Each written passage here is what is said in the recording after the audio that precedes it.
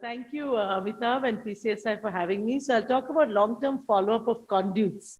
So as you know, the indications, and I'm going to stick to RV to PA conduits.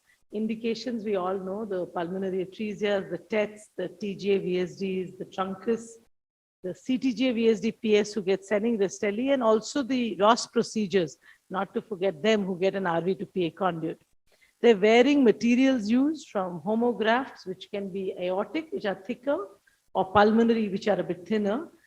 Then you have the Hancock-Edwards, which has Dacron with porcine valve. Then you have the bovine pericardium with porcine valve, and the Contegra, which I think a lot of centers use, which is the bovine jugular vein.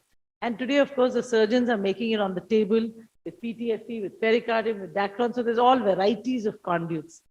Now, what can happen to a conduit over time? And if you, the conduits have really been around since the 1960s and 70s. So if you look at that first study, 1985, looking at long-term, and then 1996, and then there's a recent study of 2022, looking at what happens to these conduits. So if you're lucky, nothing happens, and you live merrily for the rest of your life.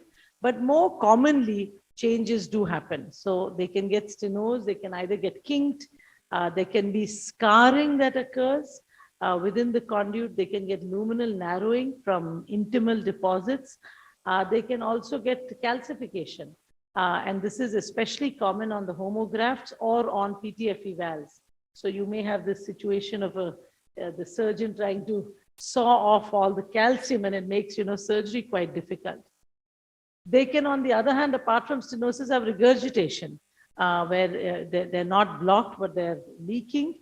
And the regurgitation can either have a normal RV, so you have varying degrees of regurgitation. So like in this case, you've got PR, but the RA-RV are normal, normally not dilated and normal function.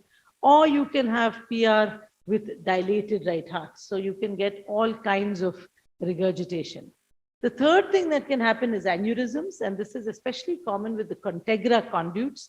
So it's something to look for on echo. And the fourth thing is endocarditis. And again, the Contegra grafts actually have a 9-fold increase in the risk of endocarditis compared with the other conduits. So it's sort of unique challenges with the Contegra. Now, this I've taken from the E-classes, just to make a plug for E-class. Dr. Iyer's class on conduits is there on YouTube and has actually had thousands of views. So obviously, when you put a conduit in a young child, it's going to be a small conduit, and they're going to outgrow it. And so younger children will require replacement of their conduit. So if you look at this study, if they were less than 1 year of age when the conduit was put, then within 5 to 7 years, they will need a conduit change. If they were older than 1 year, so interestingly, if you're older than 1 year, your outcome improves. So you may not require a conduit change for 10, 15, 18 years also. So it seems to be that 1 year, if we can get them past 1 year, we may have a little bit of better luck with them. Now, there are some risk factors for homograft failure. One, as I said, is younger age. So the younger you are, the more the risk. The second is the smaller the conduit. I mean, so some of this is obvious. If you put a smaller conduit, you're going to have to replace it. The third is aortic homografts. So aortic homografts have a higher risk of failure, which seems counterintuitive, because you kind of think they're thick, they should last longer, but in reality that they have a worse prognosis. And then any patient who's had previous procedure, there's a risk of failure. So this is the most recent study out there, 2022. They looked at 455 patients who had 625 conduits, and it's a very long study from 1990 to 2020, really 30-year study, and looked at the 10, and so I'm going to highlight the 10-year freedom from conduit replacement and the 28-year freedom. So if you look at pulmonary homografts, at 10 years, there was a 80% freedom from conduit replacement, which means that only 20% of them needed to have their conduit replaced. 80% did not. Now, when you took it out for 28 years, 66% still didn't need their conduit replaced. That means only 34% of pulmonary homografts needed to have a conduit replacement. And this is, I think, a good study, because I think many times when we're putting in a conduit, we're kind of telling patients that you're going to need a conduit replacement. But the fact is that at 30 years, only 35% of them actually needed a conduit replacement. Now, if you look at the Contegra graft, that had they don't have such a long period of follow-up, but at 10 years, 68% still didn't require a conduit. So that means, again, only 30% needed. But when you come down to aortic homografts, much worse. So with aortic homografts, at 10 years, 50% needed a replacement.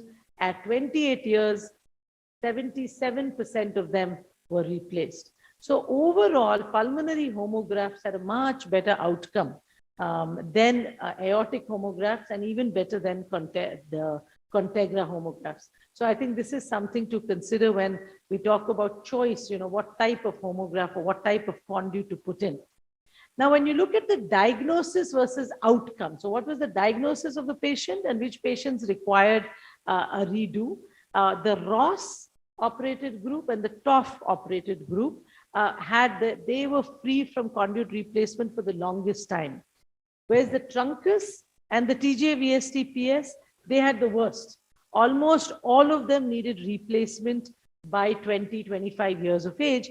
And this could be, I think, explained by the fact that they were in a younger age group, because you're going to do a Truncus, TJ-VST-PS in a younger age group, versus you may do a Toff and a Ross in an older age group. And then the other thing that correlated with outcome was, was this the first conduit or the fourth conduit? So obviously the conduits that you put in later had the overall better outcome, third and fourth conduits, whereas the initial conduits were the ones that would get replaced. So how do we manage these kids? I think it's important keeping all these things in mind, that they need to be followed up. So annual ECG and X-ray looking for calcification, echo, serial measurement of pressure gradients, regurgitation, what's the conduit's diameter at the proximal end, at the valve level, at distal levels, looking for tricuspid regurgitation, looking at the PAs, looking for RV function, looking for RV dilation. Now, if there's severe stenosis, then you can do with RVH, then you can do a CAT to assess, followed by intervention. There is some role for balloon angioplasty as an interim measure to get them a little older. If there's regurgitation, which is severe, and there's RV dilation, plus minus dysfunction, then you may want to do a CT or MR. I would say preferably an MRI, since you don't have the radiation issues with this, and it's an elective procedure, and these are going to be older kids who can lie still in the MR machine. So an MRI to evaluate the RV dilation as well as the RV function.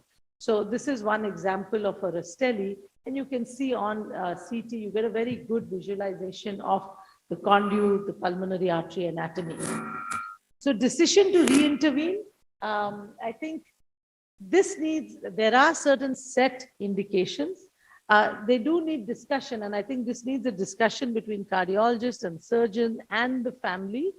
So some indications would be decreased physical capacity. Now, we could argue that this is somewhat subjective. So if you look at the more objective things, it would be progressive RV dilation.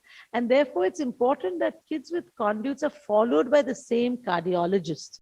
I think serial measurements, recording of those images, comparing and year after year is very important and helps in decision making.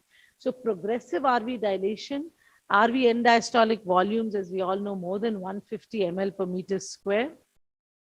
Or if we have evidence that RV function is reducing or the regurgitant fraction is too high. Now, when you look at the literature, it will tell you that stenosis with a peak gradient of more than 50 should get reoperated. But in India, I checked with a couple of centers, and most of us use a gradient of 75 millimeter or higher with RVH, or a lower gradient if there's RV dysfunction. So obviously there's some customization for our own, country-specific needs. And I think eventually what you do, to some extent, my joke is missing from this because this is covering up the joke.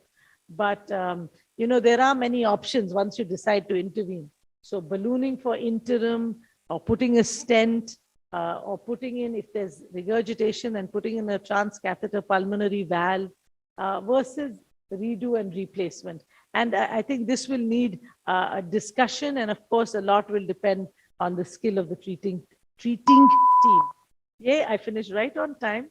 Thank you very much. Pleasure being here.